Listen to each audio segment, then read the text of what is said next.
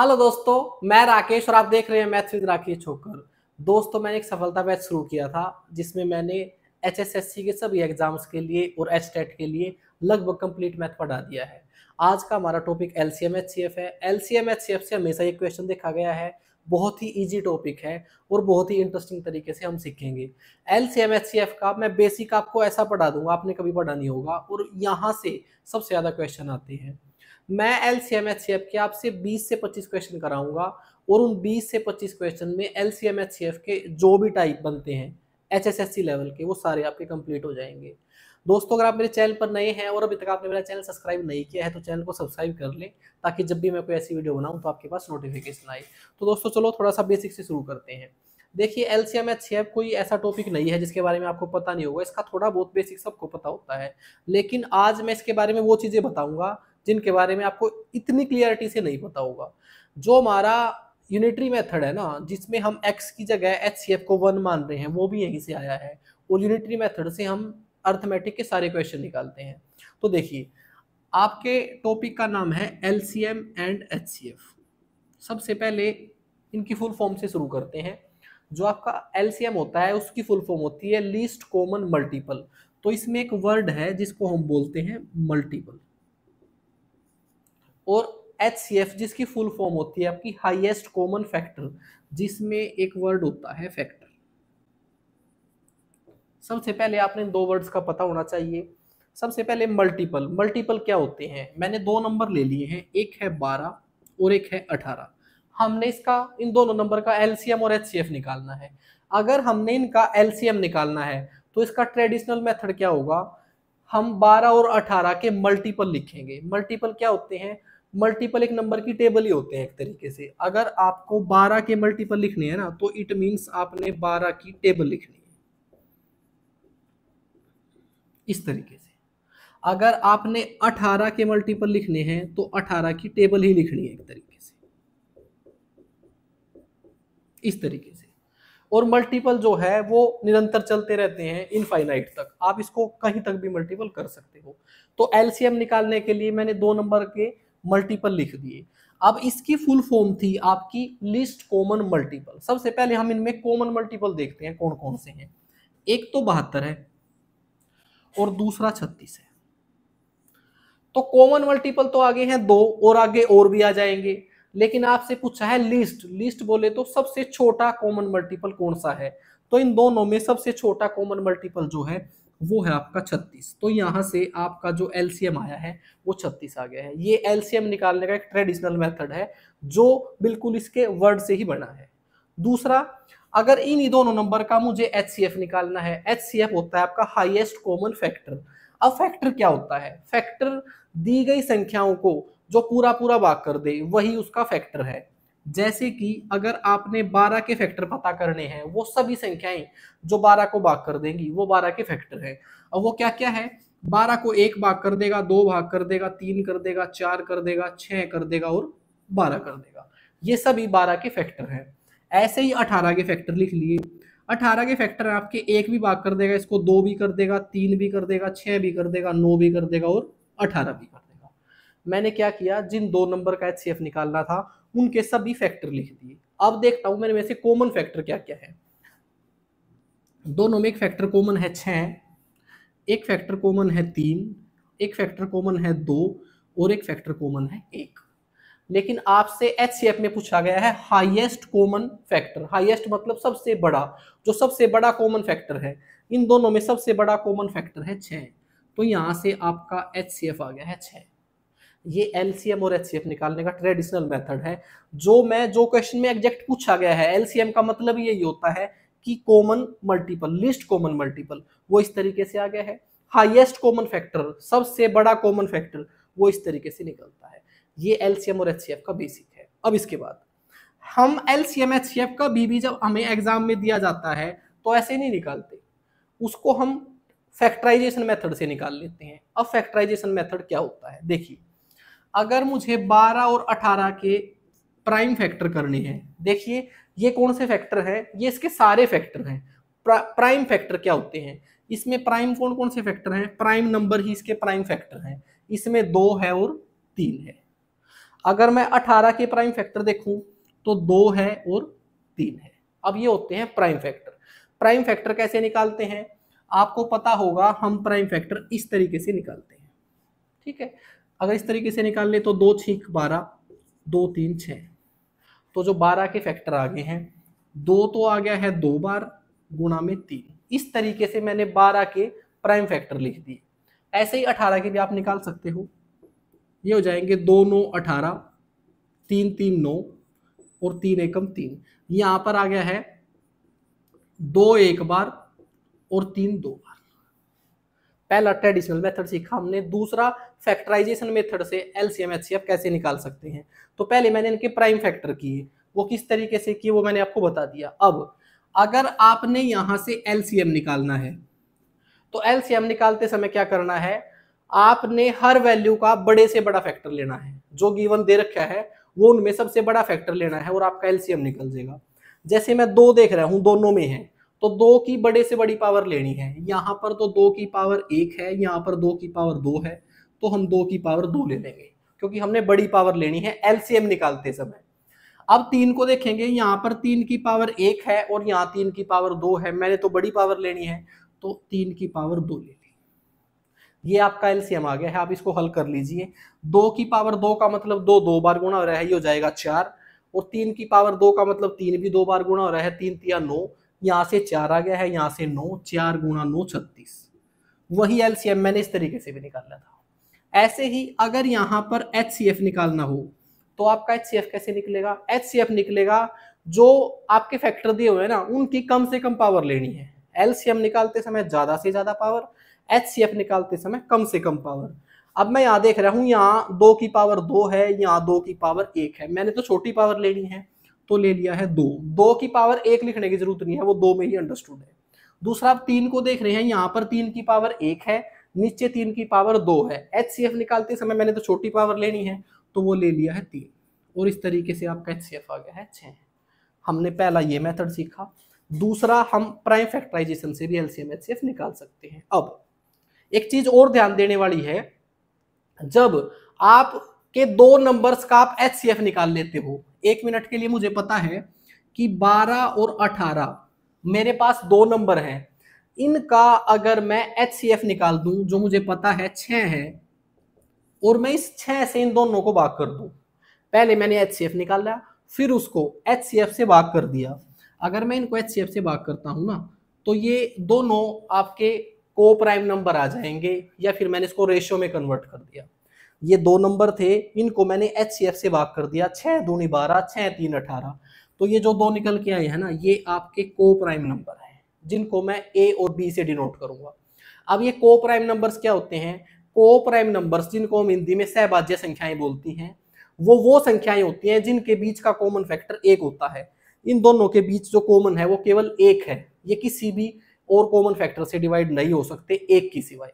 तो ये आपके 2 को प्राइम नंबर आ गए हैं। ये को प्राइम नंबर कैसे आए हैं, मैंने इन दोनों को एचसीएफ से डिवाइड कर दिया। अब आप रेशियो में कोई भी वैल्यू देखते हो, आप पूरा रेशियो पढ़ो, एक बात हमेशा ध्यान रखना, कोई वैल्यू रेशियो में तब आई होंगी जब उनको हमने एचसीएफ से भाग कर दिया होगा।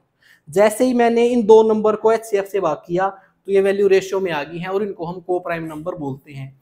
अगर इस तरीके से आप एचसीएफ निकाल के और को प्राइम नंबर निकाल लेते हो तो हमारा एक फार्मूला भी है एलसीएम निकालने का, और वो फार्मूला हमारा क्या रहेगा, एलसीएम होता है a into B into HCF. LCM निकलेगा वो जो 2 को प्राइम नंबर हैं उनकी मल्टीपल और साथ में एचसीएफ की मल्टीपल।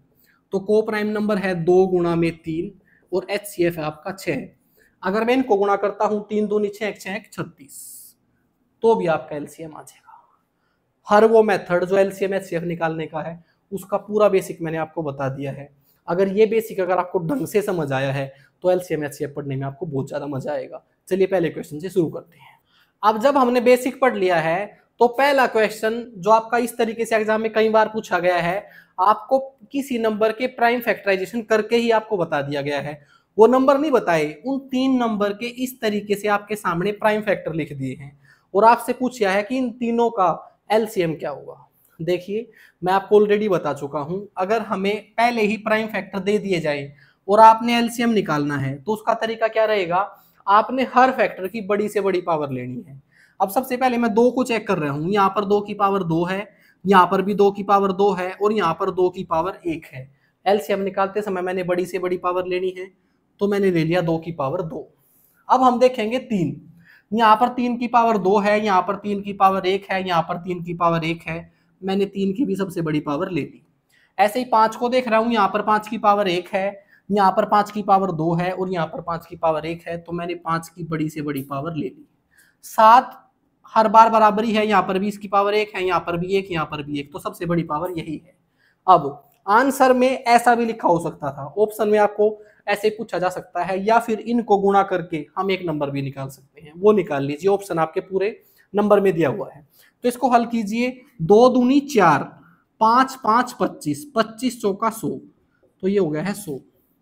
3 तिया 9, 9 गुना 7 63। तो इस तरीके से जो आपका एलसीएम आ गया है वो आ गया है आपका 63। आपका ऑप्शन है 4th। बिल्कुल बेसिक क्वेश्चन था, इसका बेसिक मैं फैक्टराइजेशन करके बता चुका हूं आपको, बस उसका एक क्वेश्चन लिया है। चलिए नेक्स्ट क्वेश्चन पे चलते हैं। अब मैंने सेम ऐसा ही एक और क्वेश्चन लिया है। जो मैं पहले आपको फैक्टर लिख रहा था ना, वो हर एक फैक्टर हर वैल्यू में था, लेकिन यहाँ पर कोई फैक्टर ऐसा भी हो सकता है जो सब में कॉमन ना हो, उसको कैसे ट्रीट करना है इसके लिए क्वेश्चन लिया है। यहाँ पर भी आपको एलसीएम ही निकालना है और 3 वैल्यू के आपको प्राइम फैक्टर दिए हुए हैं। सबसे पहले जो कॉमन फैक्टर है उनको देख लेते हैं। 2, यहाँ पर 2 की पावर 2 है, यहाँ पर 2 की पावर 3 है और यहाँ पर 2 की पावर 1 है। एलसीएम निकालते समय बड़ी से बड़ी पावर लेनी पड़ेगी, तो 2 की सबसे बड़ी पावर है 3। इसी तरीके से मैंने 3 को चेक किया तो 3 की भी सबसे बड़ी पावर है 3 की पावर 3। अगर मैंने 5 को चेक किया तो 5 की भी सबसे बड़ी पावर है 5 की पावर 3। ऐसे ही 7 को चेक किया तो 7 की सबसे बड़ी पावर है 7 की पावर 4। अब एक वैल्यू है 11 जो सिर्फ इसमें है और इनमें नहीं है। एक बात आप हमेशा ध्यान रखें, अगर इनमें कुछ भी नहीं लिखा हुआ है 11 के बारे में, तो आप एक चीज अंडरस्टूड समझेंगे कि यहाँ पर 11 की पावर 0 है और यहाँ पर भी 11 की पावर 0 है। और किसी भी वैल्यू की पावर अगर 0 हो तो वो 1 होता है। अगर मैं इसके साथ 1 गुणा में कर रहा हूं तो कोई फर्क तो पड़ेगा नहीं, इसके साथ भी अगर गुणा में मैं 1 कर रहा हूं तो कोई फर्क नहीं पड़ेगा। तो बस मैंने ये लिख दिया है कि हर फैक्टर आप अपनी तरफ से कॉमन समझेंगे और उसमें से अगर आप एलसीएम निकाल रहे हो तो बड़ी से बड़ी पावर लेंगे, और यहाँ पर सबसे बड़ी पावर है 11 की पावर 1। अगर एचसीएफ निकाल रहे होते तो क्या होता, 11 की पावर 0 लेते, और 11 की पावर 0 का मतलब 1 है। अब आप उसको लो या ना लो उससे कोई फर्क नहीं पड़ेगा। तो यहाँ पर आपको ये 11 भी लेना पड़ेगा, मैंने इसलिए क्वेश्चन लिया है। और 11 क्यों लेना पड़ेगा उसके पीछे मैंने कारण बता दिया। इन ऊपर वालों में भी 11 अवेलेबल है, लेकिन वहां पर 11 की पावर 0 है, और एलसीएम निकालते समय मैंने तो बड़ी से बड़ी पावर लेनी है, तो 11 की पावर 1 लेना पड़ेगा। अब ये आपका आंसर है। इस तरीके से जो आपका आंसर बनता है वो बनता है ऑप्शन नंबर पहला। दूसरा, इस क्वेश्चन को इतना डिटेल से निकालने की जरूरत नहीं थी, आप सिर्फ ऑप्शन से निकाल सकते थे। ऑप्शन से कैसे निकाल सकते हैं, देखिए आपको पता है आपके पास 4 ऑप्शन हैं, तो सबसे पहले आप ये देख लीजिए 11 किस किस में नहीं है। भाई 11 हमारा आंसर में होना चाहिए, तो दूसरे और तीसरे ऑप्शन में तो 11 है ही नहीं, तो वो तो दोनों कट गए हैं। अब मुझे पता है 2 की मैंने सबसे बड़ी पावर लेनी है, तो मैंने जब तीनों को चेक किया था ना, तो 2 की सबसे बड़ी पावर थी 2 की पावर 3। अब ये देखिए 2 की पावर 3 किस में है, दूसरा और तीसरा तो पहले ही कट गए थे, आपका पहला और चौथा बचे हुए हैं, पहले में ही 2 की पावर 3 है, तो आपका डायरेक्टली पहला ऑप्शन लग जाता। एलसीएम एचसीएफ के सारे क्वेश्चन आपके ऑप्शन से बहुत जल्दी होते हैं, तो मैं सबसे ज्यादा एलसीएम एचसीएफ के क्वेश्चन आपको ऑप्शन से करने बताऊंगा, उसका बेसिक भी बताऊंगा, लेकिन इसको 5 से 7 सेकंड में ऑप्शन से किया जा सकता है, ये पूरा टॉपिक ऐसा है। चलिए नेक्स्ट क्वेश्चन पे चलते हैं। इस क्वेश्चन में हमने एचसीएफ निकालना है, प्राइम फैक्टर ऐसे ही 3 नंबर के आपको दे रखे हैं। एचसीएफ निकालते समय आपने एक ही ध्यान रखना है, हर फैक्टर की छोटी से छोटी पावर लेनी है। सबसे पहले मैं 2 को चेक कर रहा हूं तो 2 की सबसे छोटी पावर है 2 की पावर 2। जब मैं 3 को चेक कर रहा हूं तो 3 इसमें कॉमन नहीं है हर जगह। देखिए यहाँ पर 3 की पावर 2 है, यहाँ पर 3 की पावर 5 है, तो यहाँ पर आप क्या समझेंगे, मैंने बताया था यहाँ पर आप समझेंगे 3 की पावर 0। इससे पिछले क्वेश्चन में आपको समझा चुका हूं। अब एचसीएफ निकालते समय हर फैक्टर की छोटी से छोटी पावर लेनी है। अब यहाँ पर तो 3 की पावर 2 है, यहाँ पर 3 की पावर 5 है और यहाँ पर 3 की पावर 0 है, तो यहाँ पर मुझे क्या लेना पड़ेगा, 3 की पावर 0 लेना पड़ेगा। लेकिन 3 की पावर 0 को लिखने की जरूरत नहीं है, बस आप अपने दिमाग में समझ लें, क्योंकि इसमें कुछ भी कॉमन नहीं आया और सबसे छोटी पावर 3 की पावर 0 है, तो इसको लेने की जरूरत नहीं है। वैसे मैं आपको ऐसे भी रटा सकता था कि इनमें से हमने कॉमन वाले ही लेने हैं, लेकिन वो ठीक नहीं होता। उसके पीछे एग्जैक्ट लॉजिक क्या है वो मैंने आपको बता दिया है। यहाँ पर 3 की पावर 0 है, चाहो तो आप उसको लिख सकते हो, लेकिन इसका मतलब 1 है, हम इसलिए इसको नहीं लिखते हैं। ठीक है, बाकी आपको समझ आ गया होगा। तो हम 3 का कोई भी फैक्टर नहीं लेंगे। अब 5 की पावर यहाँ पर 3 है, यहाँ पर 2 है, यहाँ पर 1 है, मैंने कम से कम पावर लेनी है तो होगी 5 की पावर 1। 7 को अगर मैं देख रहा हूं तो 7 की कम से कम पावर है 7 की पावर 3। अगर प्राइम फैक्टर में इसका आंसर होता तो हम ऐसे लगा देते, लेकिन पूरी वैल्यू है तो इनको मल्टीपल कर लीजिए। 2 दूनी 4, 4 पंजे 20, 7 की पावर 3 होता है 343, बस इसको गुणा कर लीजिए, 6860, 6860 आपका आंसर आ गया है। आपका आंसर है दूसरा। भाई ये प्राइम फैक्टर के मैंने हर वो टाइप जो इसमें बन सकता है, इसको टाइप नहीं बोल सकते, हर प्रकार का क्वेश्चन जो भी आपका हो सकता था वो मैंने इसमें ले लिया है। चलिए नेक्स्ट क्वेश्चन पे चलते हैं। अगला हमारा क्वेश्चन है, दो संख्याओं का एलसीएम 90 दिया हुआ है, निम्न में से इन संख्याओं का महत्तम समाप्त अपवर्त्य नहीं है। भाई ये बताना है निम्न में से कौन सा इन दो संख्याओं का एचसीएफ नहीं हो सकता। देखिए आपकी कोई दो संख्याएं हैं वो हमें नहीं पता है, उनका एलसीएम 90 है और आपसे पूछा है कि उनका एचसीएफ इन चार ऑप्शन में से कौन सा नहीं हो सकता। देखिए मैंने आपको एक फार्मूला बताया था कि एलसीएम जो निकलता है ना वो निकलता है दो को प्राइम फैक्टर मल्टीपल एचसीएफ। या भूल तो नहीं गए हो ना, मैंने थोड़ी देर पहले आपको बताए थे 3 तरीके, उनमें से एक तरीका था अगर दो संख्याओं का एचसीएफ निकाल ले हम और एचसीएफ से भाग कर दें तो दो को प्राइम नंबर आ जाएंगे और उन को प्राइम नंबर को एचसीएफ के साथ गुणा कर दें तो आपका एलसीएम आ जाता है। इट मींस जो दो संख्याओं का एलसीएम है ना उसके अंदर क्या क्या है, दो को प्राइम नंबर भी है और एचसीएफ भी है।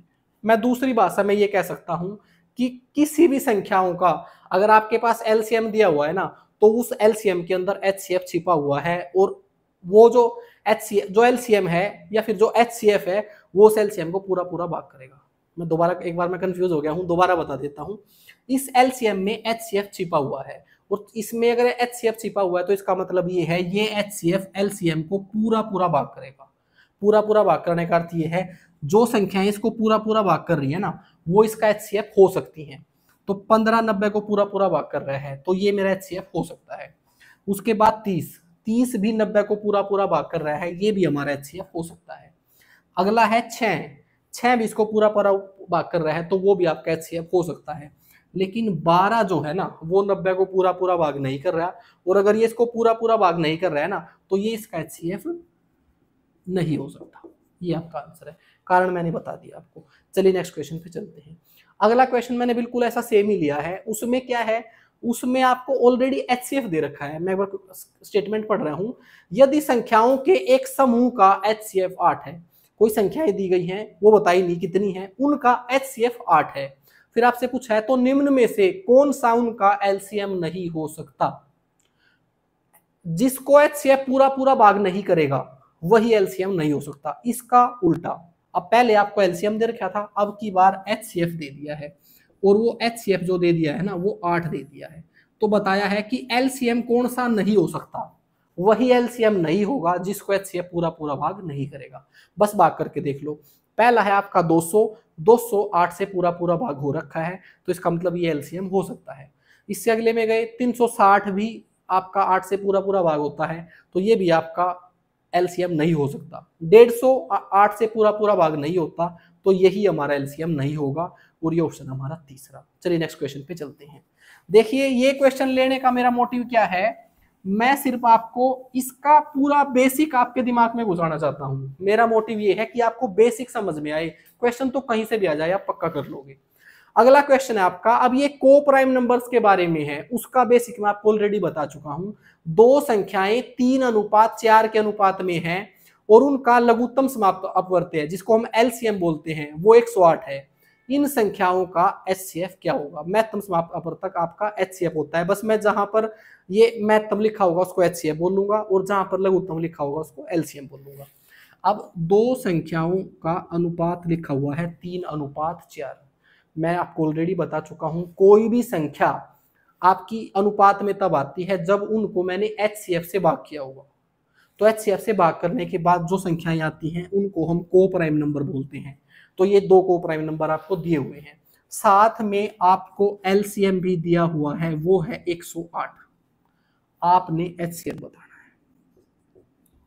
जहां पर को प्राइम नंबर दिए होंगे उनमें एलसीएम या एचसीएफ पूछा होगा तो आपका एक ही फार्मूला लगेगा, वो ये है एलसीएम बराबर होता है को प्राइम नंबर गुणा में एचसीएफ।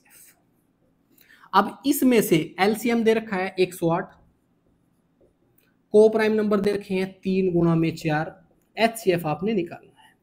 तो 3 चौके 12, 12 से ये काट दिया, 12 निमा 108, तो जो आपका एचसीएफ आ गया है वो 9 आ गया है।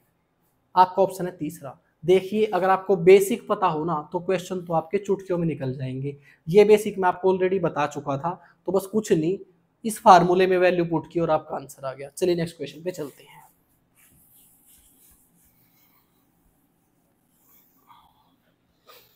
दो संख्याएं 2:5 के अनुपात में हैं, उनका एचसीएफ 18 है, एलसीएम क्या होगा? बिल्कुल ये इसी तरीके से है। आपको दो संख्याएं अगर अनुपात में दे रखी हैं तो ये को प्राइम नंबर्स हैं, एचसीएफ दे रखा है आपको क्वेश्चन में और वो है आपका 18। आपने एलसीएम निकालना है, इसी फार्मूले से निकलेगा, 2 को प्राइम नंबर गुणा एचसीएफ। एलसीएम निकालना है, एक को प्राइम नंबर है 2, दूसरा है 5 और एचसीएफ है आपका 18। बस गुणा कर दीजिए, 5 दूनी 10 गुना 18 180। तो जो आपका एलसीएम आएगा वो आएगा 180। आपका ऑप्शन है पहला। चलिए नेक्स्ट क्वेश्चन पे चलते हैं। पहले थोड़े से आसान क्वेश्चन ले रखे हैं ताकि आपको पूरा बेसिक समझ आ जाए। अगला क्वेश्चन आपका, दो पूर्ण संख्याओं का गुणनफल 1500 है तथा उनका एचसीएफ 10 है, तो उनका एलसीएम ज्ञात कीजिए। देखिए अब ये एक और बहुत आपका इंटरेस्टिंग फार्मूला है एलसीएम एचसीएफ का, जो आपको पता होगा, बस मैं ये बता रहा हूँ वो आपका जो फार्मूला है वो बना कैसे है। मैंने अभी आपको एक फार्मूला बताया, एलसीएम जो बराबर होता है ना, वो होता है पहला को प्राइम नंबर गुणा में दूसरा को प्राइम नंबर गुणा में एचसीएफ। ये मैंने आपको भी बताया था। मैंने ये एक इक्वेशन ही है भाई, इस इक्वेशन में दोनों तरफ एचसीएफ से गुणा कर दिया। मैंने यहां भी एचसीएफ से गुणा कर दिया और यहां भी एचसीएफ से गुणा कर दिया। तो अब क्या हो गया है, इधर तो आ गया है, सॉरी चलो कैसे भी लिख लो, इससे कोई फर्क नहीं पड़ रहा, एचसीएफ गुणा में एलसीएम। अब आप एक बात बताइए, हमारे पास दो को प्राइम नंबर थे ए और बी, उनको अगर मैं एचसीएफ से गुणा कर दूं दोनों को, तो क्या वो संख्याएं आ जाएंगी? मैंने आपको बताया था कि दो संख्याएं हैं 12 और 18। जब मैंने इनके एचसीएफ से इनको भाग किया था 6 से, तो को प्राइम नंबर आ गए थे 2 और 3। अब ये को प्राइम नंबर दिए हुए हैं, अगर मैं इन दोनों को प्राइम नंबर को एचसीएफ से गुणा कर दूं तो संख्याएं आ जाएंगी हमारी। अगर मैं इसको भी 6 से गुणा कर दूं और इसको भी 6 से गुणा कर दूं तो यहां से भी आपकी संख्या वापस आ जाएगी, यहां से भी संख्या वापस आ जाएगी, क्योंकि को प्राइम नंबर आए ही एचसीएफ से भाग करने की वजह से हैं। इसका मतलब इस को प्राइम नंबर को भी अगर मैंने एचसीएफ से गुणा कर दिया तो यहां से पहली संख्या आ जाएगी, गुणा में दूसरे को प्राइम नंबर को भी एचसीएफ से गुणा कर दिया तो ये आपकी दूसरी संख्या आ जाएगी। और ये फार्मूला आपने जरूर पढ़ा होगा, लेकिन शायद आपको ये नहीं पता होगा ये फार्मूला आया कहां से है। ये फार्मूला ऐसे बना है आपका। ये फार्मूला क्या है, दो संख्याओं का गुणनफल उनके एलसीएम और एचसीएफ के गुणनफल के बराबर होता है। अब ये क्वेश्चन ऐसे ही निकलेगा, इन दो संख्याओं का गुणनफल दे रखा है आपको ऑलरेडी क्वेश्चन में 1500 और आपको एचसीएफ दे रखा है 10। आपने एलसीएम निकालना है, तो ये 10 उधर जाके भाग हो जाएगा और जो आपका एलसीएम आ जाएगा वो 150 आ जाएगा। आपका ऑप्शन है तीसरा। इस फार्मूले में दुनिया भर के क्वेश्चन आपसे पूछे जाते हैं। ये फार्मूला कैसे बना है वो मैंने आपको बता दिया, कैसे कैसे क्वेश्चन बनेंगे। यहां तो इनका गुणनफल दे दिया दोनों संख्याओं का, ज्यादातर आपको एलसीएम और एचसीएफ दोनों दे देंगे और एक संख्या बता देंगे, दूसरी संख्या बतानी है। वो सारे क्वेश्चन इसी फार्मूले से निकलते हैं। चलिए नेक्स्ट क्वेश्चन पे चलते हैं। आपका अगला क्वेश्चन है, दो संख्याओं का एचसीएफ 35 है। एक तो आपको एचसीएफ दे रखा है 35, लघुत्तम इसका मतलब एलसीएम, एलसीएम 210 है, एलसीएम 210 है। उसके बाद यदि एक संख्या 105 है तो दूसरी संख्या ज्ञात करो। मैंने अभी बताया ही था ये बात आपको थोड़ी देर पहले। ये क्वेश्चन एचएसएससी के एग्जाम्स में सबसे ज्यादा पूछा गया है। दो संख्याओं का एलसीएम एचसीएफ दे रखा है, उनमें से एक संख्या दे रखी है, दूसरी संख्या निकालनी है। बस ये आपका फार्मूला है, वैल्यू पुट कर दीजिए, आंसर आ जाएगा। एचसीएफ है आपका 35, एलसीएम है आपका 210, एक संख्या 105 दे रखी है, दूसरी निकालनी है। बस इसको हल कीजिए, ये हो जाएगा आपका 105 दूनी 210, 35 दूनी 70। आपकी दूसरी संख्या जो है वो 70 आ गई है। आपका ऑप्शन है फोर्थ। समझ आ गया होगा। आपको लग रहा होगा कि मैं बहुत आसान क्वेश्चन ले रहा हूं, ऐसा नहीं है। आपके एलसीएम एचसीएफ के ज्यादातर इस लेवल के क्वेश्चन आते हैं, बजाय मैं आपको टिपिकल क्वेश्चन कराऊं उसकी बजाय मैंने आपको इसका बेसिक भी बता दिया है। इसका टफ से टफ क्वेश्चन भी बनेगा ना, जो मैंने आपको बेसिक बताया था ना स्टार्टिंग से, और यहां तक आपने ढंग से वीडियो देखी है तो आप निकाल लोगे। चलिए नेक्स्ट क्वेश्चन पे चलते हैं।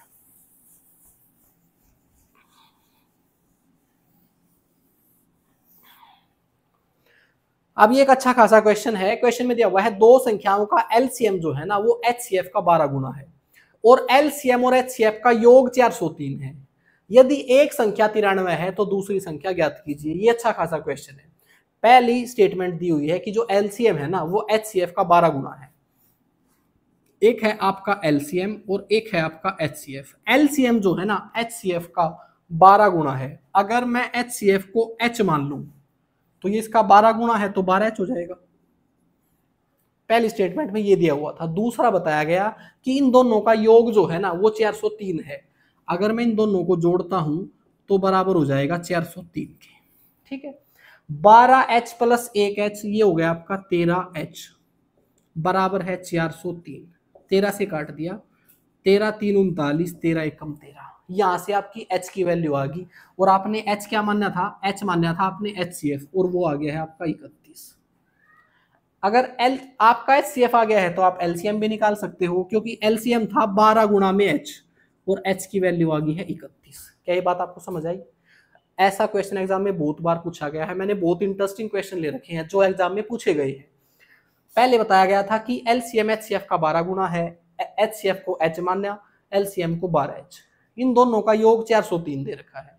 अब 12h प्लस h 13h, 13 से इसको काटा, h की वैल्यू 31 आ गई, वो हमने HCF मानना था। LCM इसका 12 गुना है। अब इन एक संख्या 93 दे रखी है, दूसरी निकालनी है। वो तो हमने एक फार्मूला भी पढ़ाई था कि LCM गुणा में HCF बराबर है पहली संख्या गुणा में दूसरी संख्या। LCM है आपका 12 गुणा में 31, HCF है आपका 31। एक संख्या 93 दे रखी है, दूसरी निकालनी है, तो 31 3 93, 3 चौके 12, 31 गुणा 4 124। तो दूसरी संख्या जो है आपकी वो 124 आ गई है। आपका ऑप्शन फोर्थ। चलिए नेक्स्ट क्वेश्चन पे चलते हैं। अब मैंने अभी तक आपको दो टाइप के क्वेश्चन करा दिए हैं। पहला टाइप था कि अगर आपको फैक्टराइजेशन में वैल्यू दे रखी हो पहले ही, उनका एलसीएम एचसीएफ कैसे निकालना है। अगला इस एक फार्मूले पर बेस्ड अगर को प्राइम नंबर्स दे रखे हैं आपको, उन क्वेश्चनों को कैसे डील करना है।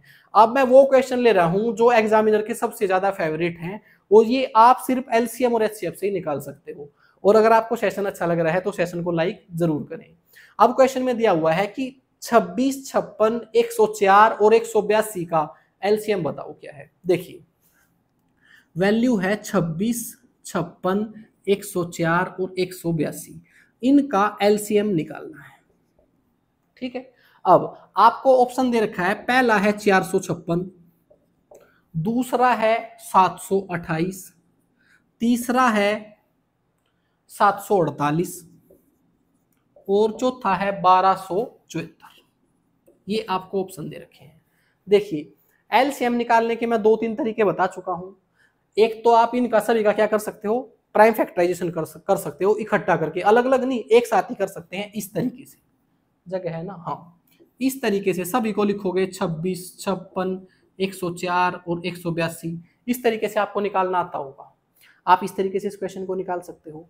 दूसरा, आप इस वैल्यू को एलसीएम मानकर इनके फैक्टर्स में ऐड कर सकते हो, लेकिन कभी भी एलसीएम और एचसीएफ के क्वेश्चन में आपको एलसीएम एचसीएफ डायरेक्टली कभी नहीं निकालना। अगर आप निकाल रहे हो तो आप बेवकूफ हो। ऐसे सारे क्वेश्चन आपके ऑप्शन से लग जाते हैं। बस एक बार क्वेश्चन को ध्यान से समझिए। इनका एलसीएम निकालना है आपको। अब एलसीएम की एक और डेफिनेशन आप बड़े ध्यान से सुन लीजिए। एलसीएम वो सबसे छोटी संख्या होता है जो इन दी गई संख्याओं से पूरा पूरा भाग होगा। मैं दोबारा रिपीट कर रहा हूं, इन सभी संख्याओं का एलसीएम वो सबसे छोटी संख्या होगी जो इन सभी संख्याओं से पूरी पूरी भाग होगी। इट मीन्स एलसीएम इनमें से वही है जो इन सभी से पूरा पूरा भाग होता हो। तो आपको बस थोड़ा सा डिविजिबिलिटी रूल पता होना चाहिए। आप क्या करो, इनमें से कोई ऐसा फैक्टर देख लो जिसका डिविजिबिलिटी रूल आपको पता है। जैसे कि मैं सबसे पहले 56 को देखता हूं, 56 में है 8 गुणा 7। 8 और 7 से चेक कर लो ये संख्याएं भाग हो रही है या नहीं। देखो अगर ये संख्या 8 और 7 दोनों से भाग हो जाएगी, इट मीन्स ये 56 से भाग हो जाएगी। तो मैं चेक कर लूंगा कि 8 से भाग हो रही है या 7 से भाग हो रही है, ऐसे ही एलिमिनेट हो जाएंगी और आपका आंसर आ जाएगा। देखिए सबसे पहले मैं चेक कर रहा हूँ 7 से, क्या संख्याएं 7 से भाग हो रही हैं। मैंने इसको चेक किया, ये है आपका 7 6 42, बच गया है 36। ये 7 से भाग नहीं होती तो ये एलसीएम नहीं हो सकता। क्यों? क्योंकि ये 7 से भाग नहीं होती तो 56 से भी नहीं होगी। एलसीएम तो वो होगा ना जो सभी से भाग होगा, और सभी से भाग होगा तो 56 से भी होना चाहिए था। नेक्स्ट ऑप्शन में गए, इसको 7 से भाग किया, ये 7 से भाग हो रहा है, 7 एकम 7, 7 चौका 28। इसका मतलब ये एलसीएम हो सकता है। अब आप इसी पे आंसर मत लगा देना, फिर गलत हो जाएगा। क्यों? आपने बाकी दो ऑप्शन भी हटाने पड़ेंगे ना भाई। ये भाग हो रहा है 7 से, ये भी तो हो सकता है ना। अब आगे चेक करेंगे पहले हम। अब इसको अगर मैं 7 से भाग कर रहा हूं तो 7 एकम 7, 7 6 42, ये 7 से भाग नहीं हो रहा है तो ये हमारा एलसीएम नहीं हो सकता। ऐसे इसको चेक किया, 7 एकम 7, बच गए हैं 5, 57, 7 8 56, और ये हो गया है आपका 7 से भाग। अब देखो ये 7 से भाग हो गया है। इसको दोबारा करके बताता हूँ, 7 एकम 7, बच गए हैं 5, 7 8 56, 7 दूनी 14। अब आपके दो ऑप्शन ऐसे आ गए हैं जो 7 से भाग हो रहे हैं। अब अगली वैल्यू है इसमें आपकी 8। अब 8 से चेक करेंगे। 8 का डिविजिबिलिटी रूल क्या होता है? जिस संख्या के अंत के 3 अंक 8 से भाग हो जाए वो संख्या 8 से भाग हो जाएगी, लेकिन इसके तो 3 ही अंक हैं। चलो इसको भाग करके देखो, ये हो जाएगा 8 9 72, 8 एकम 8, ये 8 से भाग हो रहा है। अब इसको चेक करेंगे, लास्ट के 3 अंक चेक करेंगे बस। यहां पर किया मैंने 8 तिया 24, बच गए हैं आपके 3, 34 हो गया है। ये 8 से भाग नहीं होता तो ये भी आपका ऑप्शन कट गया और ये आपका आंसर है। क्या ये बात आपको समझ आई? 1 मिनट के लिए आपको ऐसा भी लग सकता है कि इससे जल्दी तो हम इस तरीके से निकाल देते, नहीं। आपको डिविजिबिलिटी रूल पता होने चाहिए, आप फटाफट निकाल दोगे। मैंने ऐसे बहुत सारे क्वेश्चन लिए हैं जिसको मैं ऑप्शन से हल करूंगा और आपको पता चलेगा कि इस तरीके से हम कितना जल्दी वो ऑप्शन हटा सकते हैं जो एलसीएम नहीं है, तो वो ऑप्शन अपने आप ही बच जाएगा जो एलसीएम है। चलिए नेक्स्ट क्वेश्चन पे चलते हैं। आपका अगला क्वेश्चन है, 4 अंकों की बड़ी से बड़ी संख्या ज्ञात कीजिए जो 12 20 32 44 से पूर्णतः विभाजित हो। बहुत सारे बच्चे इस बात में कंफ्यूज हो जाते हैं जिसमें आपको क्लियर कट ये नहीं बताया होता कि कब एलसीएम निकालना है कब एचसीएफ, आप कंफ्यूज हो जाते हो। देखिए ध्यान से सुनिए, मैंने एक स्टेटमेंट बताई थी थोड़ी देर पहले एलसीएम की डेफिनेशन। वो क्या थी? वो छोटी से छोटी संख्या जो दी गई संख्याओं से पूरी पूरी भाग हो जाए। अब आपको क्वेश्चन में दिया गया है कि 4 अंकों की वो बड़ी से बड़ी संख्या बताओ, और जैसे आप बड़े से बड़ा पढ़ते हो ना तो आपके टीचर ने बता रखा है कि एचसीएफ निकालना है। ऐसा नहीं होता, आप ध्यान से सुने एक बार। 4 अंकों की वो बड़ी से बड़ी संख्या बतानी है जो 12 20 32 और 44 इन सब से भाग हो। अब यहां पर आपको एचसीएफ की डेफिनेशन सुननी चाहिए। एचसीएफ की डेफिनेशन क्या होती है? वो बड़ी से बड़ी संख्या जो दी गई संख्याओं को भाग कर दे। कहने का मतलब जो 12 20 32 और 44 को भाग करेगी, इन सभी को भाग करे, वो आपका एचसीएफ होगा। इट मींस एचसीएफ जो होगा ना वो इनसे छोटा या इनमें से किसी एक संख्या के बराबर हो सकता है। लेकिन एलसीएम क्या होता है? वो छोटी से छोटी संख्या जो इन सभी संख्याओं से भाग हो जाए, और इन संख्याओं से जो भाग होगी ना वो या तो इनके बराबर या इनसे बड़ी हो सकती है, इनसे छोटी तो हो नहीं सकती। अब इनसे छोटी संख्या थोड़ी इनसे भाग हो जाएगी, इनसे बड़ी ही संख्या भाग होगी। तो ये जो मैंने आपको दो डेफिनेशन बताई है आपने हमेशा ध्यान रखनी है। अब पहले तो मुझे ये पता चल गया यहाँ पर आपको एलसीएम निकालना है। अब एलसीएम निकालना है, लेकिन इसमें एक बात और ऐड कर रखी है। सिर्फ एलसीएम नहीं पूछा आपसे, आपसे कुछ है कि 4 अंकों की वो सबसे बड़ी संख्या बताओ जो इनसे पूरी पूरी भाग हो। तो एलसीएम का कोई मल्टीपल पूछ रखा है, ये बहुत इंटरेस्टिंग बात है। देखिए अगर आपने इसको हल करना हो ना तो इसका आंसर होगा इन सभी का एलसीएम और उसका कोई मल्टीपल।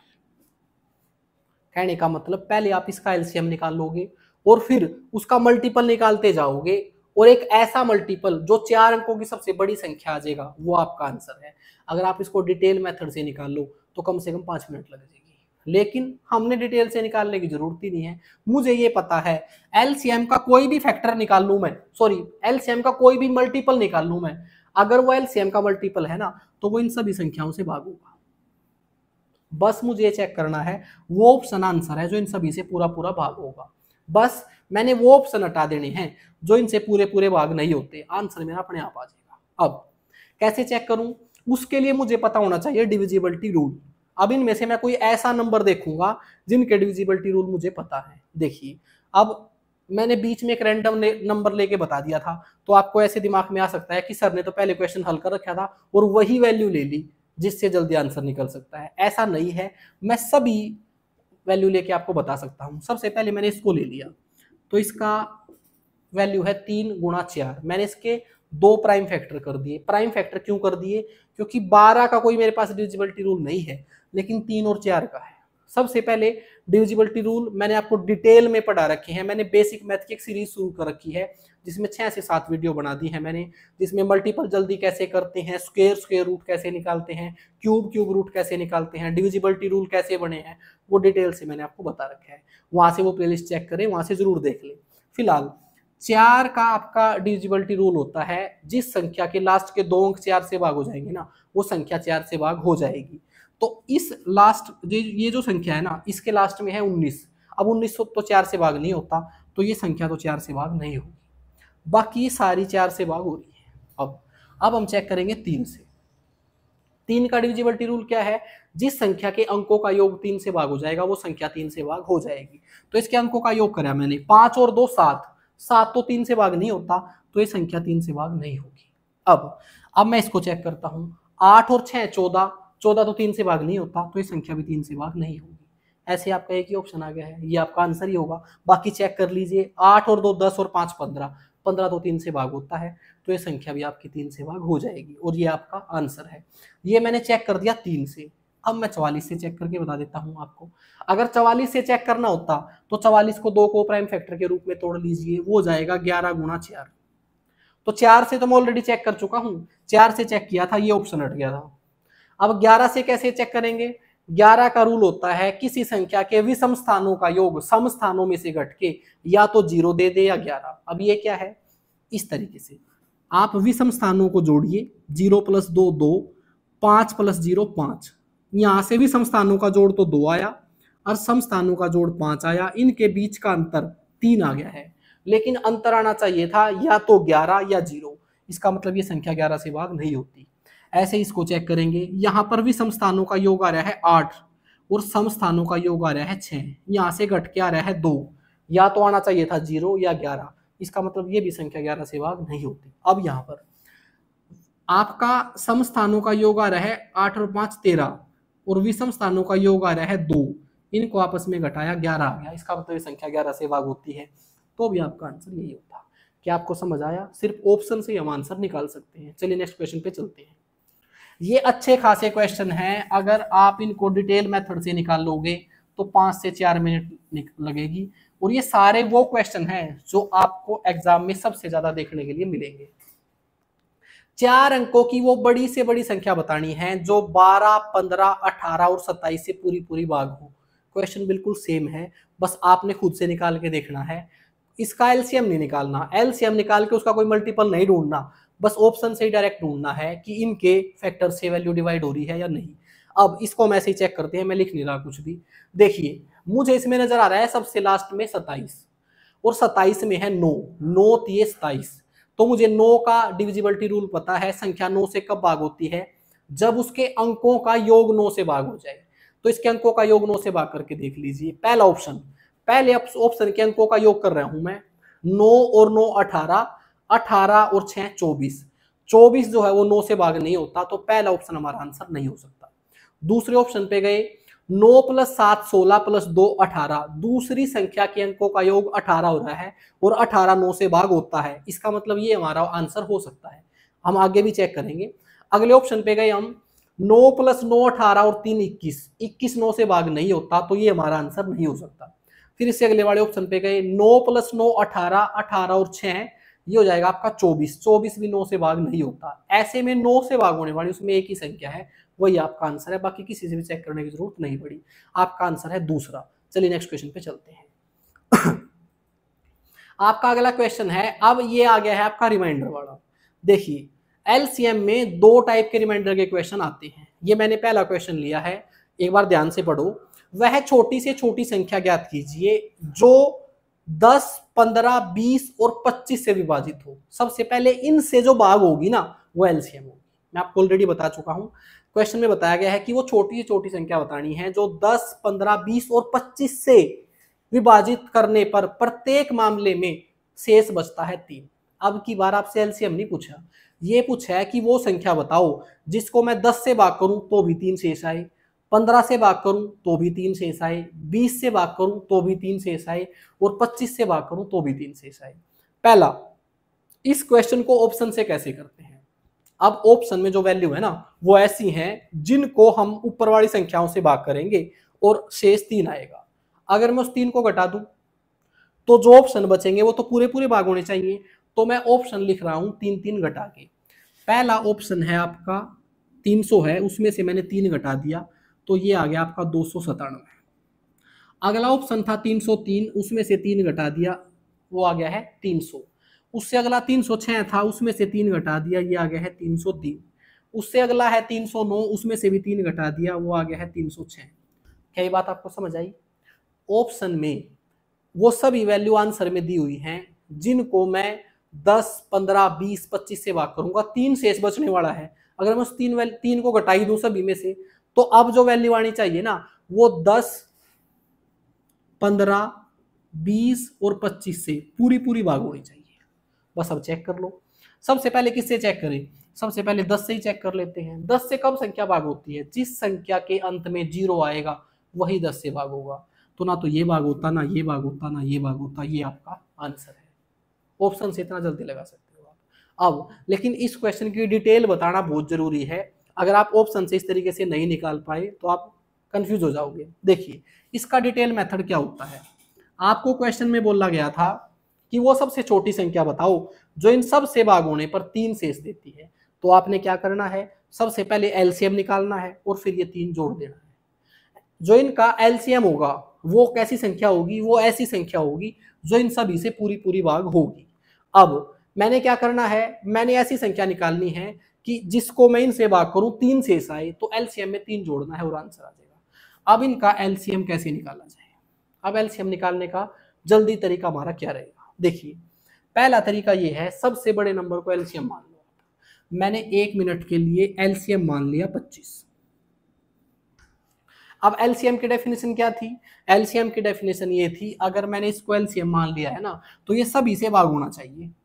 तो 25 से तो ये भाग हो रहा है, यहां से तो बात बन गई है। अब जाते हैं हम 20 से।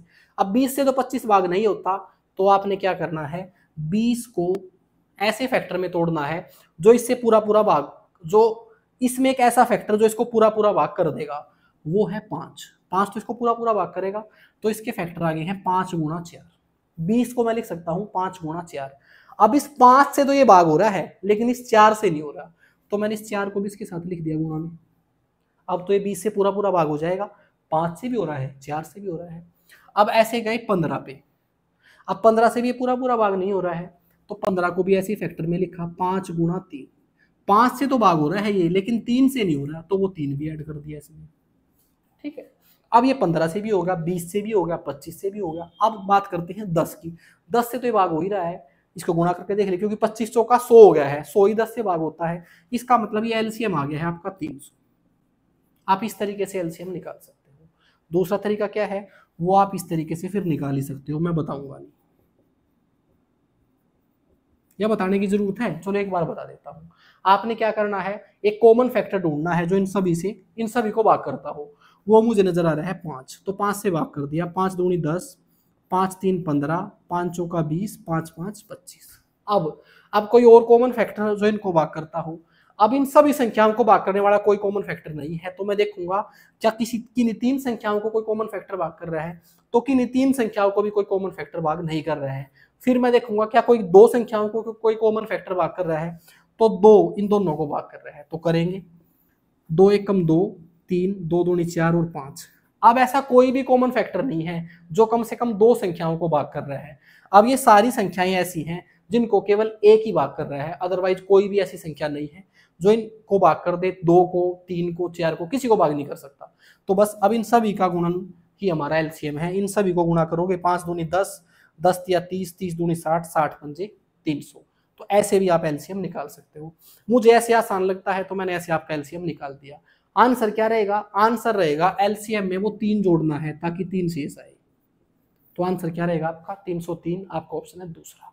चलिए नेक्स्ट क्वेश्चन पे चलते हैं। हमारा अगला क्वेश्चन है 5 अंकों की अधिकतम संख्या क्या है जिसे 16, 24, 30 और 36 से भाग देने पर प्रत्येक स्थिति में आपका 10 शेष बचना चाहिए। देखिए क्वेश्चन आपका पहले वाला ही सेम है। उसमें क्या बताया गया था? उसमें बता दिया था कि वह छोटी से छोटी संख्या बताओ, यानी कि सिर्फ एलसीएम ही पूछा था। यहां पर पूछा है आपसे कि एलसीएम का कोई ऐसा मल्टीपल बताओ जो 5 अंकों की सबसे बड़ी संख्या बनाए और उनको मैं इन सभी से भाग करूं तो 10 शेष आए। तरीका तो ये है कि इन सभी से अगर मैं इनको भाग करूंगा तो 10 शेष आएगा। तो सबसे पहले मैं उस 10 शेष को हटाता हूं। यहां पर आ गया है 9, 8, 2, 9, 9। वो 10 शेष मैंने सभी से निकाल दिया। ये आ गया है 9, 9, 3, 6, 0। इसमें से भी 10 हटा दिया। ये आ गया है 9, 9, 2, 5, 9। इसमें से भी 10 हटा दिया।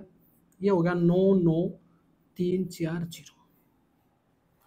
मैंने इस क्वेश्चन को आसान बनाने के लिए इसने शेष दे रखा था, भाई शेष का तो कंफ्यूजन पैदा होगा, तो मैंने वो शेष सभी में से घटा दिया। अब ये जो ऑप्शन बचे हैं ना, ये ऊपर वाली संख्याओं से पूरे पूरे भाग होंगे, तो बस इनको पूरा पूरा भाग कीजिए। अब देखो सबसे पहले मैंने किससे चेक करना है? सबसे पहले मैं यहां आऊंगा सीधा, इसमें है 3 गुणा में 10। अब आपने इनमें से वो वैल्यू लेनी है जिसका फैक्टर ऐसा आता हो जिसका डिविजिबिलिटी रूल आपको पता है। अब 30 के अगर मैं 2 को प्राइम नंबर बनाता हूं तो एक तो 3 आता है और एक 10 आता है। दोनों का डिविजिबिलिटी रूल मुझे पता है। 10 का डिविजिबिलिटी रूल क्या होता है? जिस संख्या के अंत में 0 आएगा वही 10 से भाग होगी। तो अब देख लीजिए किस संख्या के अंत में 0 आ रहा है। ना तो इसमें 0 आ रहा, ना इसमें 0 आ रहा, इन दो ऑप्शन में 0 आ रहा है। यानी कि ये तो आंसर ये हो सकता है या फिर आंसर ये हो सकता है। अब 10 वाला तो चेक हो गया। अब हम चेक करते हैं 3 से। संख्या 3 से कब भाग होती है? जब उसके अंकों का योग 3 से भाग हो जाए। पहले मैंने इसके अंकों का योग किया, 9 और 9 18, 18 और 9 आपका हो गया 27। तो ये तो 3 से भाग हो रही है। अब इसको चेक करता हूं, 9 और 9 18, 18 और 3 21, 21 और 4 25। अब 25 तो 3 से भाग नहीं होता, तो ये संख्या 3 से भाग नहीं होती। और मैंने इसी तरीके से आपके 3 ऑप्शन हटा दिए और आंसर आ गया आपका ये तो तरीका था आपका ऑप्शन वाला। अब आपके दिमाग में हो सकता है कि सर इतना दिमाग टाइम पे नहीं चला तो कैसे हल करेंगे? तो इसको मैं डिटेल मेथड से भी आपको एक बार बता देता हूं ताकि आपको ये क्वेश्चन ढंग से समझ आ जाए। क्वेश्चन में दिया गया है कि 5 अंकों की वो बड़ी से बड़ी संख्या बताओ जो इन सभी संख्याओं से भाग होने पर 10 शेष दे। 10 शेष को बाद में रखेंगे, पहले वो संख्या ढूंढो 5 अंकों की सबसे बड़ी जो इन सभी से पूरी पूरी भाग होती है। 10 को बाद में जोड़ लेंगे, हमने पता है। देखिए आप इन सभी का एलसीएम निकाल लोगे। क्या आप इनका एलसीएम निकालोगे वो 5 अंकों की सबसे बड़ी संख्या आ जाएगी? नहीं, आपने पहले एलसीएम निकालना है, फिर उसके मल्टीपल निकालने हैं, उसका ऐसा मल्टीपल ढूंढना है जो 5 अंकों की सबसे बड़ी संख्या बन जाए। तो पहला काम है इनका एलसीएम निकालना। एलसीएम कैसे निकालेंगे? मैंने अभी थोड़ी देर पहले आपको एक तरीका बताया था एलसीएम निकालने का कि सबसे बड़ी संख्या को एलसीएम मान लो। अब मैं फटाफट स्पीड से कर रहा हूं। एलसीएम मैंने 1 मिनट के लिए 36 मान लिया, तो 36 को मैं लिख सकता हूं 6 गुणा 6। 30 से पूरा पूरा भाग नहीं हो रहा है, इसके फैक्टर है 6 गुणा 5। तो 6 तो इसमें है, 5 नहीं है, तो 5 ले लिया मैंने। 24 के फैक्टर होते हैं मेरे 8 तिया 24। तो 3 तो इसमें है और इसमें 4 भी है, लेकिन 2 नहीं है, वो मैंने ले लिया। अब मैं गया 16 के पास। 16 का अगर मैं देख रहा हूं ना तो 8 है इसमें, 16 नहीं है, 2 ले लिया मैंने। अब ये मैंने कैसे किया है इसको डिटेल से पिछली बार बताया था। अगर आपको ये समझ नहीं आ रहा तो आप इस तरीके से एटलीस्ट एलसीएम निकाल सकते हो। अब इनको गुणा कर लो। ये हो गया 2 दूनी 4, 4 गुणा 20, 4 गुणा 5 20, 6 6 36, 720 आ गया है।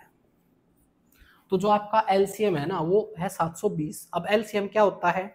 यह है वह छोटी से छोटी संख्या है जो इन संख्याओं से पूरी पूरी भाग होती है। लेकिन आपसे ये तो नहीं पूछ रखा, आपसे पूछ रहा है क्या रखा है कि वो 5 अंकों की बड़ी से बड़ी संख्या बताओ। तो वो 5 अंकों की बड़ी से बड़ी संख्या होगी ये। अब ये के क्या है? के है इसका वो मल्टीपल। कहने का मतलब इस तरीके से 720 गुणा में 2, फिर इस तरीके से 720 गुणा में 3। ये आप जितनी भी संख्याएं निकालोगे ना ये सभी इनसे पूरी पूरी भाग होंगी। क्यों? क्योंकि ये सभी 720 के मल्टीपल हैं। अब आपने यहाँ पर के एक ऐसी वैल्यू सोचना है कि ये 5 अंकों की सबसे बड़ी संख्या बन जाए। अब देखिए, अब ऐसा कैसे सोच सकते हैं हम? देखिए, अब मैंने के की जगह एक ऐसी वैल्यू सोचनी है कि जिसको मैं इसके साथ गुणा करूं और वो 5 अंकों की सबसे बड़ी संख्या बन जाए। तो मुझे पता है कि 7 के साथ मैं किसको गुणा करूं कि सबसे पहला अंक 9 आ जाएगा। अगर मैं 7 को 13 के साथ गुणा कर देता हूं ना, तो 13 सत्ते 91, पहला अंक 9 आ रहा है। तो मुझे यहां से पता चल गया कि वो जो भी संख्या होगी ना, उसमें 13 तो होना चाहिए एटलीस्ट। अब 13 के साथ में एक ऐसा अंक क्या लगाऊं कि वो 5 अंकों की बन जाए? तो मैंने क्या किया, सबसे पहले 140 का निकाल लिया।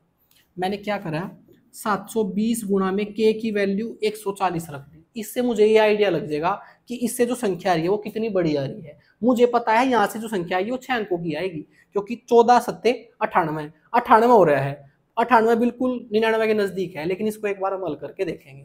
ये हो जाएगा 0 0 14 दूनी 28 2 14 सत्ते 98 और 2 100। इस तरीके से 6 अंकों की संख्या बन रही है, लेकिन मुझे पता लग गया है कि मैं बिल्कुल नजदीक हूँ, तो मैं इससे 2 कम करके देखूंगा। ये हो जाएगा 720 गुणा में 138। बस इसको हल कर लीजिए। 0 2 8 16, एक हो गया मेरा कैरी, 2 3 6 8 7 56, 56 और 3 62, 62 और 1 63, कैरी हो गया है आपका 6। 2 1 कम 2 3 7 21, 21 और 2 23, 23 और 6 29, 2 कैरी, 7 एकम 7 7 और 2 9, सॉरी। इस तरीके से मैंने 5 अंकों की सबसे बड़ी संख्या निकाल दी, जो एलसीएम का एक मल्टीपल है, और ये इनसे पूरा पूरा भाग होगा। अब मुझे इनसे पूरा पूरा भाग होने वाली संख्या नहीं निकालनी थी, मैंने संख्या निकालनी थी कि ऐसी संख्या निकाल लूं जिसको इन सब से भाग करूं और 10 शेष आए, वो 10 इसमें जोड़ दूं। जैसे इसमें 10 जोड़ा तो 99 370 आ गया है, और ये आपका ऑप्शन है दूसरा। अब आपके दिमाग में एक चीज आएगी, क्या इतना बड़ा क्वेश्चन बनेगा? जी हाँ, डिटेल यही होगी, लेकिन डिटेल से क्वेश्चन निकालने की जरूरत नहीं है। मैं बिल्कुल इसका बहुत छोटा शॉर्टकट आपको बता चुका हूँ, वो है आपका ऑप्शन। एग्जामिनर भी यही चाहता है आप इसका ऑप्शन से इसका आंसर निकाल लो।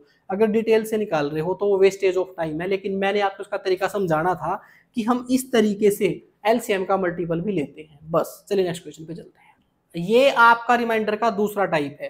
पहले में सभी में एक ही सेम रिमाइंडर बच रहा था, उसका मैंने तरीका बता दिया, एलसीएम निकाल लो और वो रिमाइंडर जोड़ दो, और ऑप्शन से कैसे करते हैं वो भी तरीका बताया था मैंने। अब क्या है, अब की बार सबका रिमाइंडर अलग अलग आ रहे हैं। क्वेश्चन में पढ़ रहा हूं, 4 अंकों की वो बड़ी से बड़ी संख्या बताइए जिसे 3 5 7 9 से भाग देने पर क्रमशः 1 3 5 7 शेष बचता है। कहने का मतलब, उस संख्या को अगर 3 से भाग करते हैं तो 1 शेष बचता है, 5 से करते हैं तो 3 बचता है, 7 से करते हैं तो 5 बचता है, और 9 से करते हैं तो 7 बचता है। वो संख्या बताओ क्या है? सबसे पहले अगर इनसे भाग करना है ना, तो वो संख्या होगी इनका एलसीएम, ये तो मुझे पता है। अब अगर वो होता कि वह छोटी से छोटी संख्या बताओ जो इन सभी से भाग देने पर ये शेष आता है, तो वो आंसर होता सिर्फ एलसीएम। लेकिन आपने बताना है कि 4 अंकों की वो सबसे बड़ी संख्या भी होनी चाहिए, यानी कि एलसीएम का कोई मल्टीपल होगा ये। अब इसको कैसे हल करना है? सबसे पहले तो जब ऐसा केस होगा ना कि आपका रिमाइंडर सबका अलग अलग आ रहा होगा, तो इनका डिफरेंस सेम होगा। 3 में से 1 गया 2, 5 में से 3 गया 2, 7 में से 5 गया 2, 9 में से 7 गया 2। अब की बार वैल्यू का और जो आपका रिमाइंडर है ना, उनका डिफरेंस सेम है। तो ऐसे में आपने क्या करना है, वो मल्टीपल निकालना है जो भी आएगा एलसीएम का, उसमें से 2 घटा देना है। पहले हम क्या कर रहे थे, पहले हम जो शेष था वो जोड़ रहे थे, लेकिन अब की बार ये जो इनके बीच का डिफरेंस आएगा ना, ये हमेशा घटाना है। ठीक है, इसके पीछे कैसे है वो लॉजिक बता सकता हूँ, बेवजह आपका टाइम वेस्ट नहीं करना है। अब सबसे पहले हम इसको ऑप्शन से कैसे कर सकते हैं, क्योंकि डिटेल मेथड तो लंबा होने वाला है मुझे पता है। ऑप्शन से इसको ऐसे कर सकते हैं, इनमें से सबसे आसान डिविजिबिलिटी रूल किसका होता है? सबसे आसान डिविजिबिलिटी रूल होता है आपका 5 का, क्योंकि 5 से वो संख्या भाग होती है जिसके लास्ट में या तो 0 हो या फिर 5 हो। अब 5 से भाग करने पर शेष क्या आ रहा है? 3। अब ये बताओ, किसी संख्या को मैं 5 से भाग करूं तो 3 शेष कब आएगा? देखिए, अगर किसी भी संख्या को मैं 5 से भाग करता हूं और वो पूरी पूरी भाग हो जाए, उसके लिए या तो उसके लास्ट में 0 होना चाहिए या 5। अब मैं 3 शेष चाहता हूं, तो 3 शेष, दोनों में 3 3 जोड़ दिया,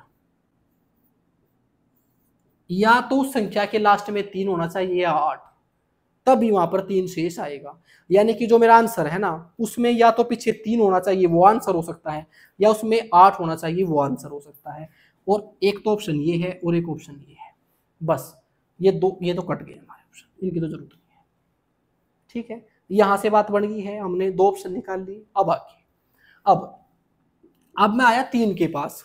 संख्या 3 से भाग होने पर है ना एक शेष दे रही है, इसका मतलब ये और ये दोनों संख्याओं में से जो भी 3 से भाग करके एक शेष दे रही है वही मेरा आंसर है। अब इनका डिजिटल सम करके देख लीजिए, वहीं से मुझे पता चल जाएगा कि एक शेष कहां से आएगा।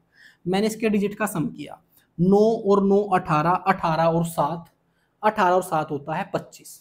बस डिजिटल सम को 25 को 3 से भाग करके देख लो, 3 अठे 24। तो यहाँ से आपका शेष क्या आ रहा है, यहाँ से आ रहा है आपका एक शेष, और शेष क्या आना चाहिए था 1। इसका मतलब ये ऑप्शन आंसर हमारा हो सकता है, लेकिन इसको अगले वाले को भी चेक करेंगे पहले। अब इसका डिजिटल सम किया तो 8 और 6 14 और 7 21 और 9, 21 और 9 होता है आपका 30। तो ये 30 तो 3 से पूरा पूरा भाग हो रहा है, ये तो 3 से पूरा भाग हो रहा है, ये तो एक शेष नहीं दे रहा है, तो ये भी हमारा आंसर नहीं है। और इस तरीके से हमारा एक ऑप्शन हमने चुन लिया। थोड़ा सा स्मार्टली चुनना होता है ऑप्शन, और उसके लिए आपको डिविजिबिलिटी रूल पता होनी चाहिए। आंसर आपका फट देसी लग जाएगा, आपने कोई टाइम नहीं लगाना है। दूसरा इसका डिटेल मेथड क्या होता है वो मैं एक बार आपको थोड़ी सी हिंट दूंगा, पूरी डिटेल से नहीं निकालूंगा। देखिए, अब आपने बस ये सोचना है कि क्वेश्चन आपको ऐसा दे रखा है कि 4 अंकों की वो सबसे बड़ी संख्या बताओ जो इन सब से भाग होने पर ये शेष आए। वो वैल्यू होगी आपकी एलसीएम किसका, 3 का, 5 का, 7 का और 9 का, इसका कोई मल्टीपल, और साथ में इनका डिफरेंस घटाना है। ये आपका आंसर होगा। बस सबसे पहले क्या करेंगे, एलसीएम निकाल लेंगे इनका, फिर उसका कोई मल्टीपल निकाल लेंगे। सबसे बड़ा मल्टीपल निकालना है कितना, 4 अंकों का, उसके बाद उसमें से 2 घटा देंगे। इसको थोड़ा सा हल करके देखते हैं। इसका एलसीएम क्या आने वाला है, इसका एलसीएम आना है 3 और 9 का, तो एलसीएम 9 है, बाकी इन तीनों को गुणा कर देंगे बस। 7 5 35, 35 गुणा 9 ये एलसीएम है। 9 पंजे 45, 9 3 27, 27 और 4 31, ये आपका एलसीएम आ गया है। अब इसका मैं कौन सा मल्टीपल निकाल लूं जो 4 अंकों की सबसे बड़ी संख्या आ जाए। देखिए, अब फिर मुझे ऐसा सोचना है कि अगर सबसे बड़ी संख्या सोचनी है ना, तो पहला अंक 9 होना चाहिए। 3 को मैं किसके साथ गुणा करूं कि 9 आ जाए, वो है 3। 3 को 3 से गुणा करूं तो 9 आ रहा है। इसका मतलब यहाँ पर संख्या होनी चाहिए कम से कम 30, कम से कम 30 होनी चाहिए। अब 30 से इसको गुणा करते हैं, 0। ये 30 क्या है, 30 ये के है भाई, 3 5 15, 3 एकम 3 और 1 4, 3 3 9, 9450। लेकिन अभी तो ये 4 अंकों की और बड़ी से बड़ी संख्या हो सकती है। अब हम क्या करेंगे, इसको थोड़ा और आगे बढ़ाएंगे। कितना बढ़ाएं, 2 अंक आगे बढ़ाएंगे इसको। अब मैंने इसकी जगह ले लिया 32, इसको हटा दिया। अब 32 से गुणा करेंगे, 5 दूनी 10, 1 हो गया है आपका कैरी, 2 एकम 2 और 15, 15 और 2 17 और 1 18, 1 फिर कैरी हो गया। 6 और 3 9, 9 और 1 10, 1 कैरी हो गया। 3 3 9 और 1 10, आगे चले गए हम। मुझे पता चल गया कि 31 से ही बात बन जाएगी, 31 ही वो आपका मल्टीपल है। बस 31 और -2, ये आपका आंसर है। बस इसको हल कर लीजिए, ये हो जाएगा आपका 5 एकम 5, फिर 1 एकम 1 और 3 5 15 और 1 16, 3 एकम 3, 3 एकम 3, 3 और 3 6 और 1 7, 3 3 9। तो इस तरीके से जो आपकी 5 अंकों की सबसे बड़ी संख्या आ गई है वो है 9765। सॉरी, 4 अंकों की सबसे बड़ी संख्या आ गई है वो है 9765। अब ये एलसीएम का एक मल्टीपल है जो 4 अंकों की सबसे बड़ी संख्या है। ये रिमाइंडर के लिए मुझे क्या करना पड़ेगा, 2 और माइनस करना पड़ेगा, और 2 माइनस किया और 9763 आपका आंसर आ गया है। अगर डिटेल मेथड से करना है तो ऐसा करना पड़ेगा। चलिए नेक्स्ट क्वेश्चन पे चलते हैं। माना x एक न्यूनतम जिसे 5 6 7 8 से विभाजित करने पर प्रत्येक स्थिति में 3 शेष बचता है, परंतु 9 से विभाजित किए जाने पर कोई शेष नहीं बचता, तो x के अंकों का योग क्या होगा। बहुत ही अच्छा क्वेश्चन है। क्वेश्चन में बोला गया है कि x एक न्यूनतम संख्या है। अगर न्यूनतम संख्या पूछी गई है ना तो वो सिर्फ एलसीएम ही है। x एक न्यूनतम संख्या है जो 5 6 7 और 8 से भाग देने पर सभी से स्थिति में जो शेष बचता है वो 3 बचता है, लेकिन 9 से भाग दिया जाए तो कोई भी शेष नहीं बचता। तो वो संख्या नहीं पूछी है, उस संख्या के अंकों का योग पूछा है। मैं दोनों चीज बता रहा हूं आपको, संख्या और अंकों का योग। क्वेश्चन बहुत इंटरेस्टिंग है, पहले आप सिर्फ सोचिए इसका आंसर क्या होगा। क्वेश्चन में बोला गया है कि x एक वो सबसे छोटी संख्या है जिसको इन सब से भाग करूं तो 3 शेष आता है। पहली स्टेटमेंट जो हमारा पहला क्वेश्चन था रिमाइंडर का, बिल्कुल सेम वही है। अगर मैं 9 को भूल जाऊं तो सिर्फ यही बताना है कि वो सबसे छोटी संख्या कौन सी है जिससे इन सभी को भाग करूं तो 3 शेष आए। अब ऐसी संख्या क्या हो सकती है मेरी, ऐसी संख्या होगी मेरी एलसीएम जमा में 3। वो मुझे पता है, अगर शेष सब स्थिति में सेम आ रहा है तो कुछ नहीं करना, इनका एलसीएम और उसमें 3 जोड़ देना है और मेरा आंसर आ जाता। लेकिन साथ में एक चीज और बता दी, वो संख्या 9 से पूरी भाग होती है। तो इसका आंसर क्या होगा, अगर मैं लिख के बताऊं आपको तो इसका आंसर होगा इनका एलसीएम गुणा में के प्लस में 3, और ये पूरी वैल्यू 9 से पूरी भाग होनी चाहिए।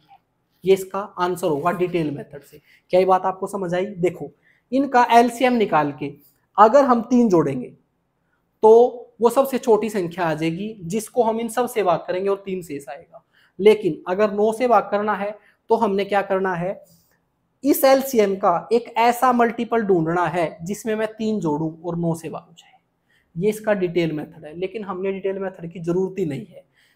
अगर संख्या ही बता रखी होती चारों तो मैं चेक कर लेता कि 9 से कौन सी भाग हो रही है, वही मेरा आंसर होगा, क्योंकि क्वेश्चन में क्लियर कट बोला है वो संख्या 9 से पूरी भाग होती है। लेकिन आपको तो ऑप्शन में संख्या दे ही नहीं रखी, उस संख्या के अंकों का योग दे रखा है। अब आप ये बताइए 9 का डिविजिबिलिटी रूल क्या होता है? 9 का डिविजिबिलिटी रूल होता है कि जिस संख्या के अंकों का योग 9 से भाग हो जाएगा तो वो संख्या भी 9 से भाग हो जाएगी। कहने का मतलब जो अंकों का योग दे रखा है ना, जो 9 से भाग होगा वही मेरा आंसर है, कुछ भी करने की जरूरत नहीं है। मैंने पहला ऑप्शन चेक किया, 4 और 2 6, 6 9 से भाग नहीं होता। दूसरा ऑप्शन किया 2 और 1 3, ये भी 9 से भाग नहीं होता। अगला ऑप्शन किया 2 और 2 4, ये भी नहीं होता। लास्ट ऑप्शन है 9 8 और 1 9, 9 ही 9 से भाग होता है। इसका मतलब हमारा चौथा आंसर है। कुछ भी करने की जरूरत नहीं है, बस आपने ये चेक करना था। जब आपको क्लियर कट बता दिया था कि वो जो संख्या आएगी ना वो 9 से पूरी भाग होगी, तो मैं ऑप्शन में यही चेक करूंगा 9 से कौन सी भाग हो रही है। अगर डिटेल मेथड निकालना है तो ये प्रोसेस फॉलो करना पड़ेगा। इसका डिटेल मेथड ज्यादा लंबा नहीं है, इसलिए बता रहा हूँ आपको ताकि संख्या निकले। इनका एलसीएम निकाल लेंगे सबसे पहले। इनका एलसीएम क्या आएगा, 5 और 7 तो डायरेक्टली पूरे गुणा होंगे और इनका एलसीएम है 24, तो 5 गुणा में 7 गुणा 24, ये इसका एलसीएम होने वाला है। इसको अगर मैं हल करता हूं तो 24 पंजे 120, 120 गुणा में 7 12 से 84, तो 840 इसका एलसीएम है। अब प्रोसेस क्या था कि इसका एलसीएम निकाल लूं, उसका कोई मल्टीपल हो, उसमें 3 जोड़ूं तो वो 9 से पूरा भाग होना चाहिए। अब हम क्या करेंगे, यहाँ पर वैल्यू पुट करेंगे के की 1 2 3 और उनको हल करके देखेंगे, जो 9 से पूरा भाग हो जाएगा वही हमारा आंसर है। अगर मैं 9 की वैल्यू यहाँ पर के की वैल्यू 1 रख देता हूं तो यहाँ पर वैल्यू आएगी मेरी 840 और यहाँ पर आएगा 3। इनका सबका डिजिटल सम जब 9 हो जाएगा ना, या 9 का कोई मल्टीपल हो जाएगा तो ये 9 से भाग हो जाएगी। कहने का मतलब इनके अंकों का योग अगर 9 से भाग हो गया तो वो संख्या भी 9 से भाग हो जाएगी। अगर मैं यहाँ 1 रख रहा हूं तो 840 ही बनेगा, 840 प्लस 3 843। अब अगर मैं 843 के अंकों का योग कर रहा हूं ना तो 8 और 4 12 और 3 15, ये 9 से भाग नहीं हो रहा है। अब मुझे यहाँ पर 2 रखना पड़ेगा, तो अब हम रख रहे हैं 1 की जगह 2, तो मैंने यहाँ 2 रखा, 840 गुणा में 2 कराया तो ये हो गया है आपका 1680, और 1680 में फिर 3 जोड़ दिया तो ये हो गया है आपका 1683। अब 1683 देखो 9 से पूरा भाग हो रहा है या नहीं। मैंने 1683 को चेक किया तो 8 और 6 14 और 1 15 और 3 18, 18 9 से पूरा भाग होता है। तो एक्चुअल में वो जो संख्या है ना, जो इसका आंसर है वो है 1683। अगर ऑप्शन में वो वैल्यू दे रखी होती तो वो होती है आपकी 1683, लेकिन ऑप्शन में वैल्यू तो दे ही नहीं रखी। इसके अंकों का योग दे रखा है, इसके अंकों का योग कर लीजिए बस, वो आया था भैया आपका 18 और यही आपका आंसर है। डिटेल मेथड से आपको लंबे लग रहे होंगे, लेकिन एलसीएम एचसीएफ का कोई भी क्वेश्चन डिटेल मेथड से निकालने की जरूरत नहीं है। इसका मेरा बताने का मोटिव सिर्फ इतना है कि आपको इसका बेसिक्स पता हो। चलिए नेक्स्ट क्वेश्चन पे चलते हैं। अगला क्वेश्चन आपका सेम है जैसा पहले वाला था, बस सिर्फ ऑप्शन से हल करेंगे। एक संख्या x 7 से विभाज्य है, 7 से पूरी भाग होती है, लेकिन जब इस संख्या को 8, 12, 16 से भाग करते हैं तो प्रत्येक स्थिति में 3 शेष आता है। तो x का न्यूनतम मान बताइए क्या होगा। तो बस आपको पता है x जो भी वैल्यू है ना उसको 8, 12, 16 से भाग करते हैं तो शेष आता है 3, लेकिन वो 7 से पूरी पूरी भाग होती है। तो आंसर वही है जो 7 से पूरा पूरा भाग होता है। और अगर आप देख रहे हो तो 7 से सिर्फ यही पूरा पूरा भाग हो रहा है और कोई भी ऑप्शन 7 से पूरा भाग नहीं हो रहा है। यही हमारा आंसर है। मैंने चेक कर लिया, आप भी चेक कर सकते हो, क्योंकि डायरेक्टली देखने लग रहा है 7 दूनी 14, 7 एकम 7, ना ये 7 से भाग हो रहा है, ना ये ना ये। अब इसको आगे और इसकी ऑथेंटिसिटी चेक करने के लिए आप क्या कर सकते हो, इसको 8 से भाग करके देख लो, देखो 3 शेष आ रहे हैं, यानी 8 एकम 8 बच गए हैं 6, 8 8 64, 3 शेष आ रहा है। 16 से करके देख लीजिए, 16 नियम 144 तो भी 3 शेष आ रहा है। 12 से कर लीजिए, 12 नियम 144 तो भी 3 शेष आ रहा है। एलसीएम एचसीएफ के क्वेश्चन इतने जल्दी आप हल कर सकते हो, लेकिन ऑप्शन से डिटेल से करोगे तो लंबा हो जाएगा। चलिए नेक्स्ट क्वेश्चन पे चलते हैं। आपने इन सभी फ्रैक्शंस का एलसीएम निकालना है। जब ये फ्रैक्शंस का क्वेश्चन आता है ना, अगर आपको एलसीएम निकालना है तो न्यूमरेटर का तो आप एलसीएम निकाल लोगे और डिनोमिनेटर का एचसीएफ। अगर इन सभी फ्रैक्शंस का आपसे एचसीएफ पूछ लिया जाता तो ऊपर वाले अंश का तो आप निकालते एचसीएफ और नीचे वाले हर का निकालते एलसीएम। यानी कि जो पूछा है वो अंश का निकालना है और जो बच गया वो हर का निकालना है। अब एलसीएम निकालना है ना, तो ऊपर वाली सभी वैल्यू का एलसीएम निकाल लेंगे। एलसीएम की डेफिनेशन क्या थी, वो छोटी से छोटी संख्या जो इन सभी संख्याओं से भाग हो जाए, और वो क्या है, वो तो 40 है भाई। 40 2 से भी हो रही है, 20 से भी हो रही है, 4 से भी हो रही है और 8 से भी हो रही है। तो इन सभी का एलसीएम आ गया 40। नीचे वाली संख्याओं का निकालना है एचसीएफ। एचसीएफ क्या होता है, वह बड़ी से बड़ी संख्या जो इन सभी संख्याओं को भाग कर दे। वो बड़ी से बड़ी संख्या क्या है जो इन सभी को भाग कर दे, वो है आपकी 10। तो ऊपर वालों का एलसीएम आ गया है 40 और नीचे वालों का एचसीएफ आ गया है 10। इसको हल करेंगे तो आ जाएगा आपका आंसर 4 और आपका ऑप्शन है 4th। चलिए नेक्स्ट क्वेश्चन पे चलते हैं।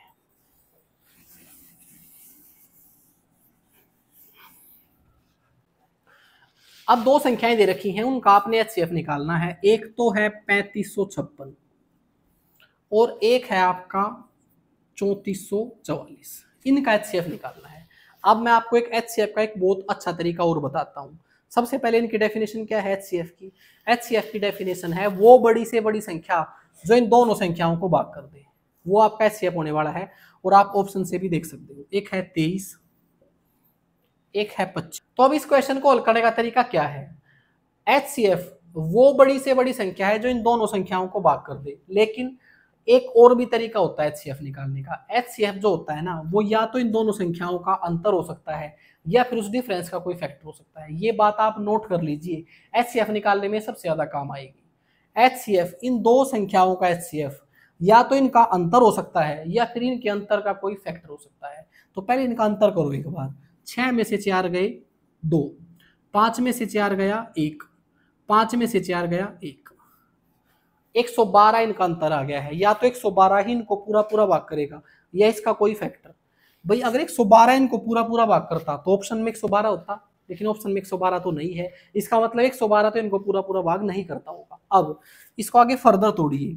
मैंने इसको फर्दर तोड़ दिया, इसमें से मैंने बाहर निकाल दिया 4, 4 से इसको भाग कर दिया तो ये जाएगा 4 दूनी 8, बच गए हैं मेरे 3, 32, 4 8 32। तो अब जब मैंने 112 के आगे दो फैक्टर तोड़े ना, तो वो आगे हैं 28 और 4। अब मैं ऑप्शन में देख लूंगा इनमें से कौन सा ऑप्शन मैच कर रहा है। 28 यहाँ भी है और यहाँ भी है, तो 99% इसको 28 ही पूरा पूरा भाग करेगा। चेक कैसे कर सकते हैं, चेक ऐसे कर सकते हैं, 28 में है आपका 7 और 4, 7 और 4 इन दोनों को पूरा पूरा भाग करेगा और यही आपका आंसर है। चलिए नेक्स्ट क्वेश्चन पे चलते हैं। शायद आपको ये बात समझ में आ गई होगी डिफरेंस वाली, अदरवाइज मैंने 1-2 क्वेश्चन और ले रखा है, वहां से आपको क्लियर हो जाएगा। अगला क्वेश्चन है 306, 204 और 136 का एचसीएफ निकालना है। 306, 204 और 136 इनका एचसीएफ निकालना है। ऑप्शन भी लिख लेता हूं एक बार। एक है आपका 68, दूसरा है 17, तीसरा है 34 और एक है 51। एचसीएफ की डेफिनेशन क्या थी, वो बड़ी से बड़ी संख्या जो इन तीनों संख्याओं को भाग कर दे, वो इनका एचसीएफ है। वो संख्या जो इन तीनों को भाग कर दे, वो आपका एचसीएफ है। लेकिन निकालना कैसे है, इनका डिफरेंस ही आपका एचसीएफ होगा। अब डिफरेंस किसका लूं, जिनका डिफरेंस कम से कम आ रहा है।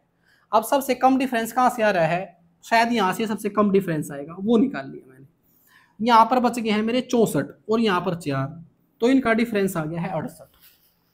अगर इन दो का डिफरेंस 68 आ गया ना, तो मैं ये बोल सकता हूं कि इन तीनों का HCF या तो 68 है या फिर 68 का कोई फैक्टर है। अब क्या 68 इन सभी को भाग कर सकता है? करके देख लीजिए। 68 जो है इसको पूरा पूरा भाग नहीं करता, क्योंकि 6 दूनी 12, अगर मैं इसको 2 से गुणा करता हूं, नहीं भाई 68 तो इसको पूरा पूरा भाग कर रहा है, इसका मतलब इसका तो HCF 68 हो सकता है। अब इसको चेक करते हैं। 6 3 18, 3 8 24 और 3 6 18, 68 से भी ये पूरा पूरा भाग हो रहा है। बस इसको लास्ट कोर चेक कर लीजिए फिर। 6 5 30, 5 पे तो नहीं चलेगी बात, 4 पे करते हैं। 4 8 32, 4 6 24, नहीं 68 से ये पूरा पूरा भाग नहीं हो रहा है। इसका मतलब 68 तो हमारा HCF नहीं हो सकता, क्योंकि 68 ने इन तीनों को भाग नहीं किया। अब 68 के आगे फैक्टर तोड़ लेते हैं, तो 68 के आगे फैक्टर होंगे 2 और 34। भाई सबसे कम वैल्यू निकाली मैंने इसमें से 2 से इसको डिवाइड किया तो 34 आ गया है। अब 34 से चेक करते हैं, ये दो संख्याएं तो 68 से ही भाग होगी थी, तो इसका मतलब 34 से भी हो जाएंगी। अब इसको और भाग करके देख लेते हैं, अब इससे भाग करके देखते हैं। अब 34 की टेबल तो हमें नहीं आती, तो कैसे चेक करें? उसके लिए आप इसको ऐसा करो, इसमें 17 है, 17 से भाग करके देख लो। 17 दूनी 34, 17 एकम 17, 17 8 136, 2 से इसको काटा तो ये 34 से पूरी पूरी भाग हो रही है। इसका मतलब 34 ने इन तीनों को पूरा पूरा भाग कर दिया, और यही आपका HCF है। चलिए नेक्स्ट क्वेश्चन पे चलते हैं। आपका अगला क्वेश्चन है, वह बड़ी से बड़ी संख्या बताएं जिससे संख्या 200 और 432 को विभाजित करें, 2 और 3 शेष आता है। देखो क्वेश्चन में ये बताया गया है कि वो बड़ी से बड़ी संख्या बतानी है जिससे मैं इन दोनों संख्याओं को भाग करूं, इसको भाग करूं तो 2 शेष आ जाए, इसको भाग करूं तो 3 शेष आ जाए। अब HCF वाले क्वेश्चन में शेष को कैसे डील करते हैं?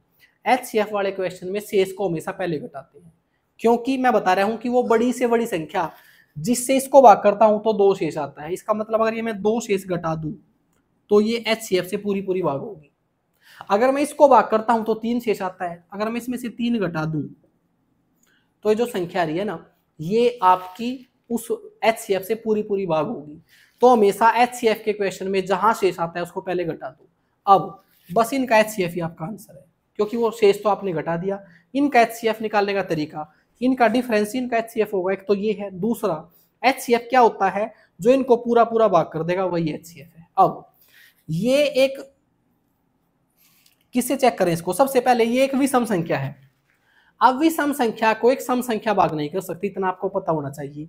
ये 429 एक विषम संख्या है, इसको सम संख्या भाग नहीं कर सकती, तो ना तो ये इसको संख्या भाग करेगी, ना ये ना ये। सिर्फ एक ही ऑप्शन आपका ऐसा बच रहा है 33, जो इसको भाग करेगी। बस अब जब 3 ऑप्शन कट गए हैं तो वैसे आंसर पता लग गया मुझे 33 है। बस एक बार के लिए स्कोर चेक कर लीजिए, ये 33 से भाग हो रहा है या नहीं। अगर ये 33 से ये भी भाग हो रहा है, 33 से ये भी भाग हो गया और ये भी, तो इनका HCF 33 ही होगा। अगर मैं इसको भाग कर रहा हूं तो 3 6 18, 18 और 1 19, ये आपका 6 पे टेबल चल के 33 से पूरा भाग हो रहा है। इसका मतलब इन दोनों का HCF 33 है और यही आपका आंसर है। चलिए नेक्स्ट क्वेश्चन पे चलते हैं।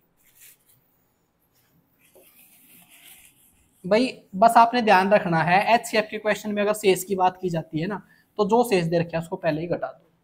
अगला क्वेश्चन है, वह बड़ी से बड़ी संख्या जिसके द्वारा 25 73 और 97 को भाग देने पर प्रत्येक दशा में समान शेष बचता है।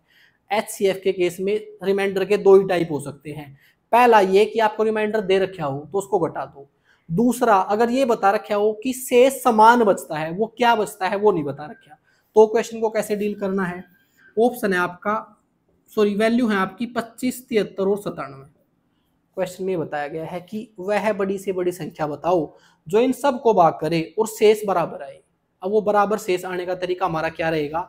अगर क्वेश्चन में ये बता दिया जाए कि शेष समान बचता है तो इनके डिफरेंस का HCF निकालना है आपने। पहले इनका डिफरेंस करा, 13 में से 5 गए 8, 6 में से 2 गए 4, इनका डिफरेंस आ गया 48। फिर इनका डिफरेंस निकाल लो, 7 में से 3 गए 4, 9 में से 7 गए 2, इनका डिफरेंस निकाल लिया। इनका जो डिफरेंस आया है ना, ये इसका HCF आपका आंसर होगा।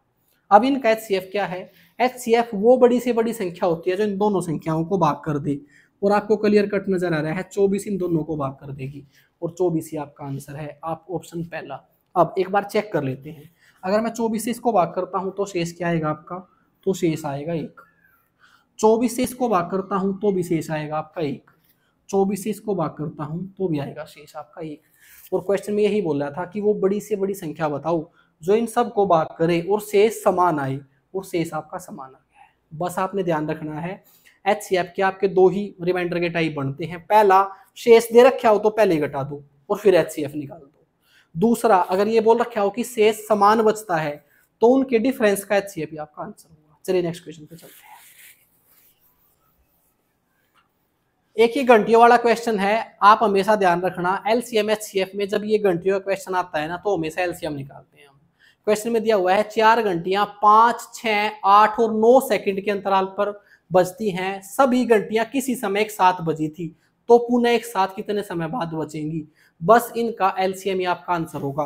ऑप्शन है आपका 5, 6, 8 और 9, इनका LCM निकाल दो। बस आप ऑप्शन से भी बता सकते हो, लेकिन ऑप्शन आपका मिनट में दे रखा है और ये सभी सेकंड में है, तो बस इनका LCM निकाल दो। इनका LCM कितना आएगा, ये हो जाएगा आपका 9 8 72 गुणा 5, LCM आ गया आपका 360। अब आप ये मत पूछना कि LCM कैसे आया है, मैंने पूरी क्लास पढ़ा दी है LCM HCF की, तो LCM आप निकाल सकते हो। इनका LCM आ गया है 360 और यही आपका आंसर है। वो जो घंटियां हैं वो एक साथ 360 सेकंड के बाद बचेंगी, लेकिन जो आपका आंसर है ना वो आपका मिनट में दिया हुआ है, तो इसको मिनट में बना दो और 60 से भाग कर दो, तो 6 6 36, इसका मतलब वो एक साथ दोबारा 6 मिनट बाद बजेंगी। आपका ऑप्शन है पहला। चलिए नेक्स्ट क्वेश्चन पे चलते हैं। दोस्तों आपके जितने भी क्वेश्चन थे मैंने पूरी डिटेल से पढ़ा दिए हैं और पूरी शिद्दत से आपको ये टॉपिक समझाने की कोशिश की है। अगर आपको सेशन अच्छा लगा हो तो चैनल को सब्सक्राइब कर ले, ताकि जब भी मैं कोई ऐसी वीडियो बनाऊं तो आपके पास नोटिफिकेशन आए। थैंक यू दोस्तों।